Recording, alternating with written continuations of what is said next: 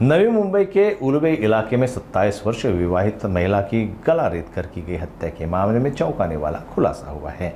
शुरुआत में यह हत्या रहस्यमय लग रही थी, लेकिन पुलिस ने तकनीकी साक्ष्यों के आधार पर बड़ी सूझबूझ के साथ इस केस की गुत्थी सुलझा ली है। गंभीर स्वरूपाचा गुन्हा असल्याने आमचे पोलीस आयुक्त मिलिंद भारंबे सर यांनी परिमंडळ 2 मधील सर्व डीबीची पथकं आणि गुन्हे शाखेच्या सर्व युनिट्सला हा गुन्हा तातडीने उघडकीस आणावा यासाठी प्रयत्न करण्याबाबत आदेशित केलं होतं। अकॉर्डिंगली त्या घटनास्थळी आम्ही आमच्या सर्व क्राईम ब्रांच आणि सर्वांनी भेटी देऊन काही पुरावा मिळतो का याची पाहणी केली।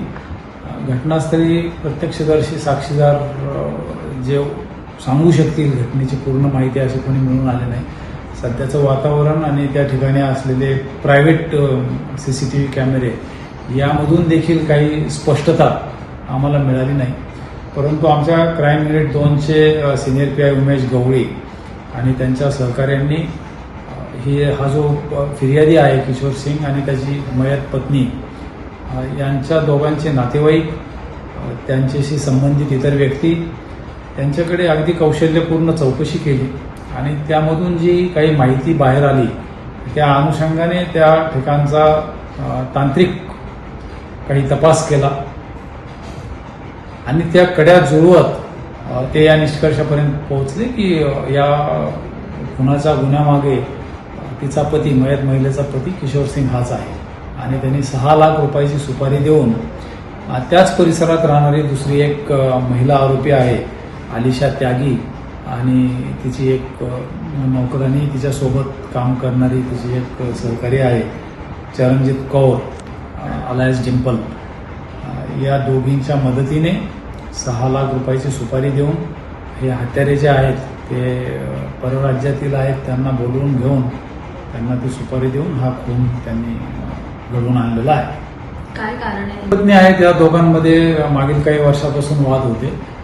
यापूर्वी त्यांनी एकमेकापासून विभक्त होण्याचा निश्चित केलं होतं आणि अकॉर्डिंगली त्या पतीने त्या मयत महिलेला काही रक्कमही अदा केली होती, परंतु नंतर तिने त्याला इमोशनली ब्लॅकमेल केलं की तू माझ्याशिवाय राहू शकशील का वगैरे, आणि ती काही त्याला सोडून गेली नाही।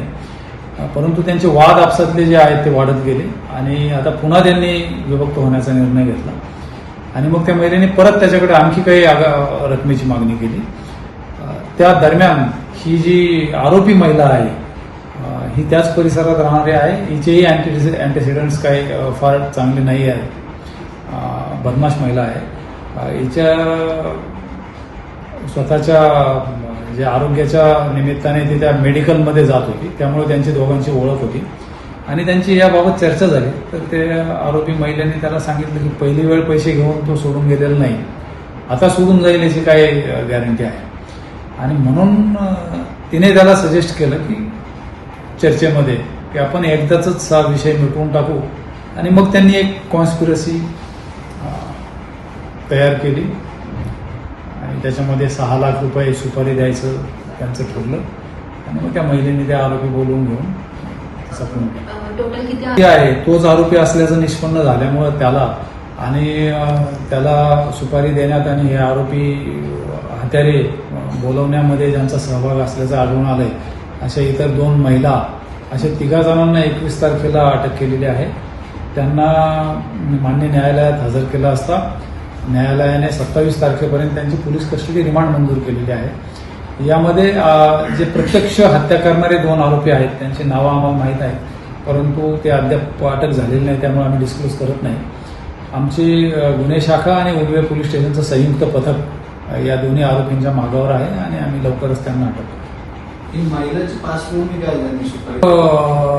पार्लर चालवते, परंतु तिच्या विरुद्धही गुन्हे दाखल आहेत, तिने काही ॲलिगेशन्स केलेले आहेत आणि कॉन्ट्रोवर्शियल महिला आहे। तिचे अँटीसिडंट्स पूर्ण आम्ही तपासत आहोत। यापूर्वी ती जेलमध्ये असल्याची माहिती मिळालेली आहे कुठल्याच्या एका केसमध्ये, हे सगळं डिटेल्स घेतल्यानंतर माहिती मिळू शकते।